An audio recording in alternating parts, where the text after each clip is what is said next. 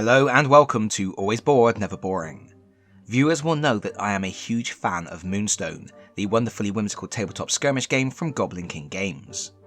A little while back they sent me the newest releases to showcase on the channel, but I've just been too busy to review them. Today I want to rectify that by talking about Matilda, a superb example of how fun and imaginative Moonstone is. Before I do though, I wanted to take a moment to let people know about some sales Goblin King Games are running, because fans are not going to want to miss out on them. However, if you're just here for the Jerboa, use the timestamps in the video description to skip ahead. So, Goblin King Games are running two special sale events in the run-up to Christmas. The first is the King's Coffers. The team have been doing this every year as a chance for players to get limited edition products they may have missed out on. If you want to pick up the delightfully festive Psycho Presents Pidge and Flay, the Grimble Snacked kit for upgrading the Goblin Airship, one of my favourite Moonstone things ever, the terrifying Trick or Treater Count de Candies, the hilarious Goblin King variant charging into battle on his wheelie throne, the beautifully illustrated lore booklets for some light bedtime reading, and much more, now is the time. Or, to be more accurate, Thursday the 27th of November 10 AM GMT is the time, because that is when the vault opens and half of these goodies will go on sale. The remaining half will go on sale at 4 PM GMT to give fans in North America a fighting chance to get some of the loot. The King's Coffers will be open from Thursday the 27th of November through to Monday the 1st of December, but these products are available in low quantities and there is a good chance they are going to sell out. I would say the King's Coffers are more for collectors, painters and long-term fans. If you are totally new to Moonstone, you may be more interested in the Christmas starter bundles that are on sale right now.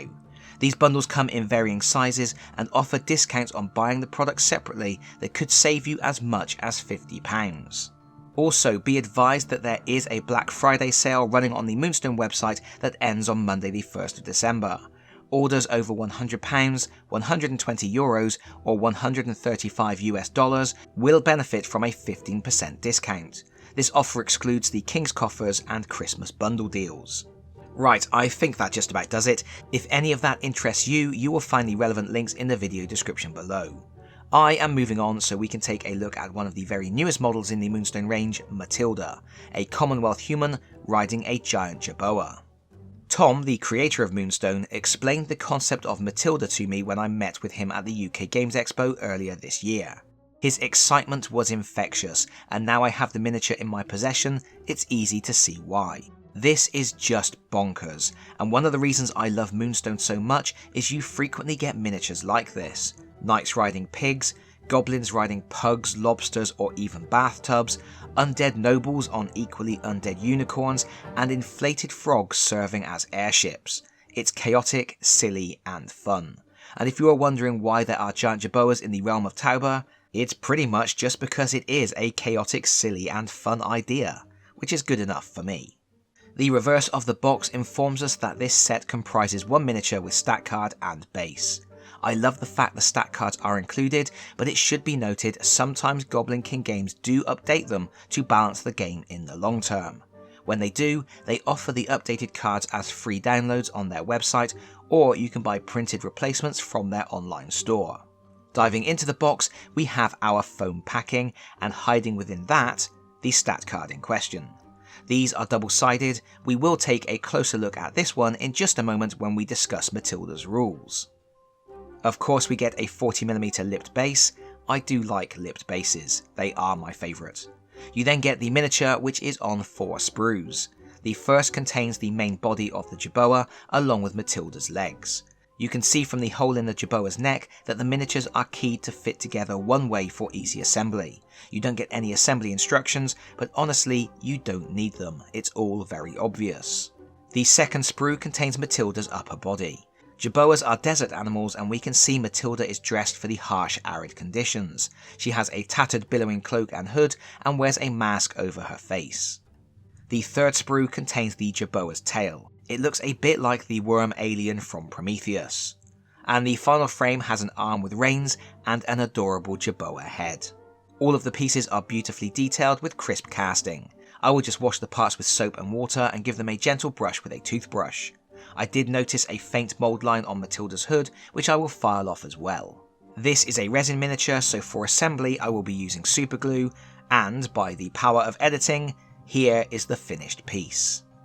It is so lovely, it's packed with detail and character. You will notice that I filled the slot in the slotter base. I did that by trimming some pieces of the frame and gluing them in.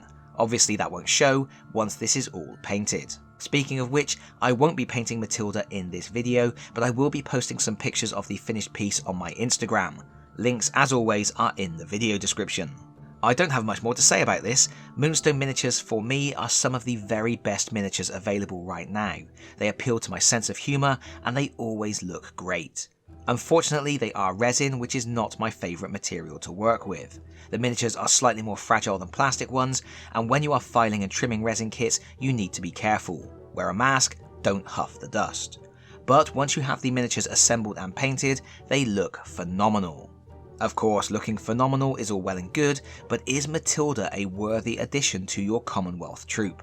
She has the keywords human, animal and mercenary.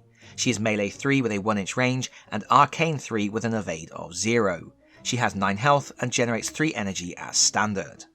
What Matilda really brings to the table is maneuverability. She is fast and agile, able to slip away from enemies and move into awkward positions with ease. She has the passive ability Bingy, so once per turn when she makes a reaction step whilst engaged with an enemy, she can do so paying 0 energy instead of the usual 1 energy. This can help her to escape from a fight she would rather not get involved in, or slip through enemy lines to grab some Moonstone. She also has the active ability Boingy, which she can use once per turn at a cost of 2 energy. It allows her to be placed within 2 inches and line of sight. With Bingy and Boingy, Matilda really is very difficult to pin down, and if she does end up in the enemy's grasp, she can employ her Astrazan tactics for 1 energy. Once per turn, she can make a melee attack or fire her blunderbuss against an enemy in range without spending energy. The damage is increased by +2, and then Matilda is placed within 1 inch of herself.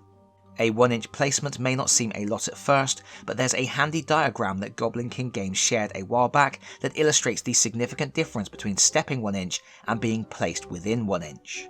Matilda will need to make full use of these skills as she has no armour or damage reduction abilities of any kind and no decent melee weapon. Just be careful because Bingy, Boingy and Astrazan tactics are only usable once per turn each.